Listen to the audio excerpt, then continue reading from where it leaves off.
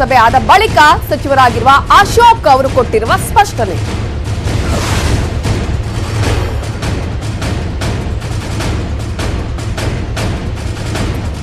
ವಿಸ್ತರಣೆ ಮಾಡಿ ಅಂತ ಯಾರು ಹೇಳಿದ್ರು ನೋಡಿ, ಅವರ ವಿರುದ್ಧವೇ ಸಿಎಂ ಗರಂ ಆಗಿದ್ದಾರೆ. ಲಾಕ್ಡೌನ್ ವಿಸ್ತರಣೆಯ ಮಾತೇ ಬೇಡ ಅಂತ ಖಡಕ್ ಆಗಿ ಹೇಳಿದ್ದಾರೆ ಸಿಎಂ ಬಿಎಸ್ ಯಡಿಯೂರಪ್ಪ ಅವರು. ಲಾಕ್ಡೌನ್ ಬಿಟ್ಟು ಬೇರೆ ಮಾರ್ಗವನ್ನ ಯೋಚನೆ ಮಾಡಿ, ಕಂಟ್ರೋಲ್ ಮಾಡುವಂತಹ ಪರ್ಯಾಯ ಮಾರ್ಗಗಳು ಏನಿದೆ ಅನ್ನೋದನ್ನ ಯೋಚನೆ ಮಾಡಿ ಅಂತ ಹೇಳಿ ಗರಂ ಆಗಿ ಹೇಳಿದ್ದಾರೆ ಸಿಎಂ ಬಿಎಸ್ವೈ. ಈ ಹಿನ್ನೆಲೆಯಲ್ಲಿ ಮೀಟಿಂಗ್ ಆದ ಬಳಿಕ ಅಶೋಕ್ ಅವರು ಯಾವುದೇ ಕಾರಣಕ್ಕೂ ಲಾಕ್ಡೌನ್ ಇಲ್ಲ ಅನ್ನುವ ಸ್ಪಷ್ಟನೆಯನ್ನ ಕೊಟ್ಟಿದ್ದಾರೆ. ಮುಂದುವರಿಸುವುದು ಇಲ್ಲ, ಮುಂದುವರಿಸುವುದು ಇಲ್ಲ. ಈಗ ತಜ್ಞರ ವರದಿಯನ್ನ ಪಡೆದಿದ್ದಾರೆ ಮುಖ್ಯಮಂತ್ರಿಗಳು. ಈ ಸಭೆಯಲ್ಲೂ ಕೂಡ ಚರ್ಚೆ ಆಗಿದೆ. ಲಾಕ್ಡೌನ್ ಮಾಡೋದ್ರಿಂದ ಸದ್ಯಕ್ಕೆ ಅದನ್ನ ಪೋಸ್ಟ್ಪೋನ್ ಮಾಡ್ಬೋದು ಅಷ್ಟೇ. ಆ ಬ್ರೀತಿಂಗ್ ಟೈಮ್ ಏನು ಬೇಕಾಗಿತ್ತು ಅದು ತಗೊಂಡಿದ್ದೀರಿ. ಏನು ಈ ಸಂದರ್ಭಕ್ಕೆ ತಕ್ಕಂತೆ ಒಂದು ವಾರ ಇದು ಲಾಕ್ಡೌನನ್ನು ನಾವು ಮಾಡಿದಿರಿ. ಅದು ಸಿ ಎಂ ಏನು ಘೋಷಣೆ ಮಾಡಿದ್ದಾರೆ, ಅದು ಘೋಷಣೆ ಮುಗಿದ ತಕ್ಷಣವೇ, ಮುಗಿದಿಂದ ಮಾರನೇ ದಿನದಿಂದ ಆ್ಯಸ್ ಯೂಶುವಲ್ ಮೊದಲೇ ಹಾಗೆ ಇತ್ತು. ಏನೇನು ಕಾನೂನುಗಳಿದ್ವು ಲಾಕ್ಡೌನು ಓಪನ್ ಆದಮೇಲೆ ಆ ರೀತಿ ಕಾನೂನುಗಳ ಅಡಿಯಲ್ಲಿ ಓಪನ್ ಆಗುತ್ತೆ. ಇದು ಮುಖ್ಯಮಂತ್ರಿಗಳ ಜೊತೆ ಚರ್ಚೆ ಮಾಡಿ ನಾನು ಹೇಳ್ತಾ ಇರೋದು. ಮುಖ್ಯಮಂತ್ರಿಗಳ ಜೊತೆ ಚರ್ಚೆ ಮಾಡಿ ನಾನು ಹೇಳ್ತಾ ಇದ್ದೀನಿ. ಏನು ಲಾಕ್ಡೌನನ್ನು ಮುಂದುವರಿಸುವಂಥ ಯೋಚನೆ ಸರ್ಕಾರಕ್ಕೆ ಇಲ್ಲ. ಒಂದು ವಾರದ ಲಾಕ್ಡೌನ್ ಬಳಿಕ ಯಾವುದೇ ಕಾರಣಕ್ಕೂ ವಿಸ್ತರಣೆ ಮಾಡುವಂತಹ ಯೋಚನೆನೇ ಸರ್ಕಾರದ ಬಳಿ ಇಲ್ಲ ಅನ್ನುವಂತಹ ವಿಚಾರದ ಜೊತೆಗೆ ಕೊರೋನಾ ಟ್ರೀಟ್ಮೆಂಟ್ ಹೆಸರಲ್ಲಿ ದಂಧೆ ಮಾಡ್ತಾ ಇರುವ ಖಾಸಗಿ ಆಸ್ಪತ್ರೆಗಳಿಗೆ ಲಗಾಮ್ ಹಾಕ್ತೀವಿ ಅಂತ ಹೇಳಿದ್ರು ಅಶೋಕ್. ಹಾಗೇನೆ ಲೆಕ್ಕ ಕೇಳಿದ ಸಿದ್ದರಾಮಯ್ಯ ಅವರಿಗೂ ಕೂಡ ಇದೇ ಸಂದರ್ಭದಲ್ಲಿ ಟಾಂಗ್ ಕೊಟ್ಟರು. ಇದೆ, ಅವರೇ ನೋಡ್ತಾರೆ NGOನ ನೋಡಿ ಮಾಹಿತಿಯನ್ನು ನಮ್ಮ ಮೋನಿಶ್ ಮುದ್ಗಲ್ ಇನ್ಚಾರ್ಜ್ ಏನಿದ್ದಾರೆ ಅವ್ರಿಗೆ ನನಗೆ ಕೊಡುವಂಥ ವ್ಯವಸ್ಥೆಯನ್ನು ಮಾಡ್ತೀನಿ.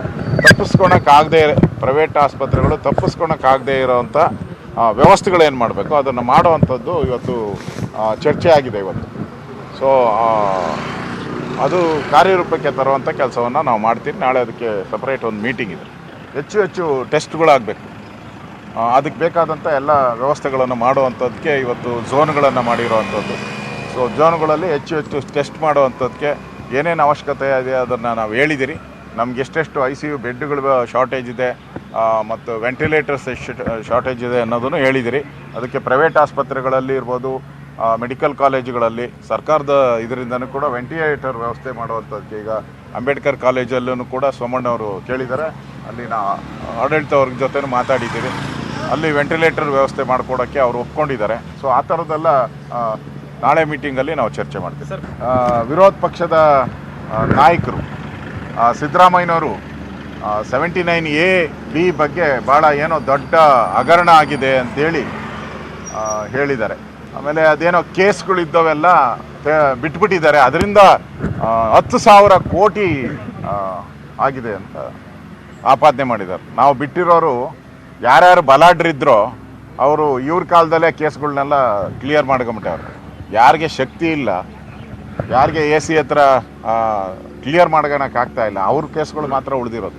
ವಿಧಾನಸಭೆ ಅಧಿವೇಶನ ನಡಿಬೇಕಾದ್ರೆ ಅವ್ರ ಪಾರ್ಟಿ ಪ್ರೆಸಿಡೆಂಟೇ 79AB ತೆಗಿರಿ ಅಂತ ಹೇಳಿರೋದು ಅಸೆಂಬ್ಲಿ ದಾಖಲೆಗಳಲ್ಲಿದೆ. ಇದು ಒಂಥರ ಶೋ ಪೀಸ್ಗೆ ಹೇಳೋ ಥರ ಆಗಬಾರ್ದು. ಇವೆಲ್ಲದರ ಬಗ್ಗೆ ಡೀಟೇಲ್ಸ್ ಕೊಡೋದಕ್ಕೆ ನಮ್ಮ ರಿಪೋರ್ಟರ್ ಕೃಷ್ಣ ಈಗ ಫೋನ್ ಸಂಪರ್ಕದಲ್ಲಿದ್ದಾರೆ. ಕೃಷ್ಣ, ಈಗ ಸಿಎಂ ಅವರ ಸಭೆ ಆದ ಬಳಿಕ ಒಂದಷ್ಟು ವಿಚಾರಗಳನ್ನ ಅಶೋಕ್ ಅವರೇ ಹೇಳಿದ್ದಾರೆ. ಲಾಕ್ಡೌನ್ ವಿಸ್ತರಣೆ ಇಲ್ಲ ಅನ್ನೋದ್ರ ಜೊತೆಗೆ ಖಾಸಗಿ ಹಾಸ್ಪಿಟಲ್ಗಳಲ್ಲಿ ಯಾವ ರೀತಿಯಾಗಿ ವಸೂಲಿ ಮಾಡ್ತಾ ಇದೆ ಅಂತ ಹೇಳಿ ಒಟ್ಟಾರೆ ಈಗ ಸದ್ಯಕ್ಕೆ ಯಾವ್ಯಾವ ಡಿಸಿಷನ್ಗಳನ್ನ ತೆಗೆದುಕೊಳ್ಳಲಾಗಿದೆ?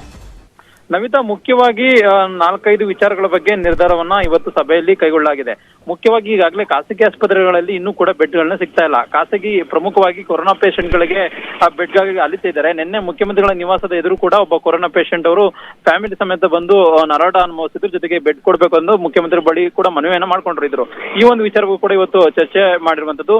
ಚರ್ಚೆ ಮಾಡಿದಂತ ಸಂದರ್ಭದಲ್ಲಿ ಖಾಸಗಿ ಆಸ್ಪತ್ರೆಗಳು ಜೊತೆಗೆ ಮೆಡಿಕಲ್ ಆಸ್ಪತ್ರೆಯವರು ಏನು ಈ ಹಿಂದೆ ಮಾತನ್ನ ಕೊಟ್ಟಿದ್ರು, ಅಂದ್ರೆ 5,000 ಬೆಡ್ಗಳನ್ನ ಕೊಡ್ತೀವಿ ಅನ್ನೋ ಮಾತನ್ನ ಹೇಳಿದ್ರು. ಎಲ್ಲೋ ಒಂದ್ ಕಡೆ ಅಷ್ಟು ಪ್ರಮಾಣದಲ್ಲಿ ಇನ್ನೂ ಕೂಡ ಖಾಸಗಿ ಬೆಡ್ಗಳನ್ನು ಕೊಟ್ಟಿಲ್ಲ. ಈ ಒಂದು ವಿಚಾರವಾಗಿ ಇವತ್ತು ಚರ್ಚೆ ಮಾಡಿದಂತ ಸಂದರ್ಭದಲ್ಲಿ ಖಾಸಗಿ ಆಸ್ಪತ್ರೆಗಳಿಗೆ ಮುಂದಿನ ದಿನಗಳಲ್ಲಿ ಕಠಿಣವಾದಂತಹ ಕ್ರಮವನ್ನ ಕೈಗೊಳ್ಳೋದಕ್ಕೆ ಇವತ್ತು ಸರ್ಕಾರ ಚಿಂತನೆ ಮಾಡಿರುವಂತದ್ದು. ಜೊತೆಗೆ ಮುಖ್ಯಮಂತ್ರಿಗಳು ಕೂಡ ಈ ಬಗ್ಗೆ ಸಂಬಂಧಪಟ್ಟಂತಹ ಸಚಿವರುಗಳು ಅಧಿಕಾರಿಗಳಿಗೆ ಸೂಚನೆಯನ್ನ ಕೊಟ್ಟಿದ್ದಾರೆ. ನಾಳೆ ಈ ಬಗ್ಗೆ ಮೀಟಿಂಗ್ ಅನ್ನ ಮಾಡೋದ್ರ ಮೂಲಕವಾಗಿ ಅಂತಿಮವಾದಂತಹ ಒಂದು ಎಚ್ಚರಿಕೆಯನ್ನ ಕೊಡೋದಕ್ಕೆ ಆರಕ್ಷಕ ಅವರು ಮುಂದಾಗಿರುವಂತದ್ದು. ಈಗಾಗಲೇ 5,000 ಬೆಡ್ಗಳಿರುವಂತದ್ದು, ಎಲ್ಲ ಒಂದ್ ಕಡೆ 2,500 ಮಾತ್ರ ಕೊಡ್ಲಾಗಿದೆ ಅನ್ನುವಂಥದ್ದು. ಇನ್ನು ಉಳಿದಿರ್ತಕ್ಕಂಥ ಏನು ಕೊರೋನಾ ಲಕ್ಷಣ ಇಲ್ಲದಿರುವಂತವ್ರಿಗೂ ಕೂಡ ಖಾಸಗಿ ಆಸ್ಪತ್ರೆಗಳಲ್ಲಿ ಚಿಕಿತ್ಸೆ ನೀಡ್ತಾ ಇದ್ದಾರೆ.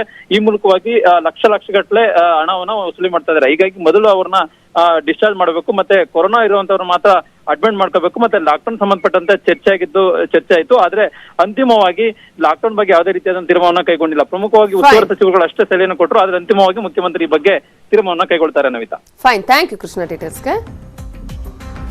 ಬಿಮ್ಸ್ ನಿರ್ಲಕ್ಷ್ಯಕ್ಕೆ ಸೋಂಕಿತ ವೃದ್ಧ ಸಾವನ್ನಪ್ಪಿದ್ದು 3 ದಿನದಿಂದ ಚಿಕಿತ್ಸೆಯನ್ನೇ ಕೊಟ್ಟಿಲ್ಲ ಸಿಬ್ಬಂದಿ. ಕೊರೋನಾ ಸೋಂಕಿತ ಹಿನ್ನೆಲೆಯಲ್ಲಿ ಅಮಾನವೀಯವಾಗಿ ಸಾವನ್ನಪ್ಪಿದ್ದಾರೆ.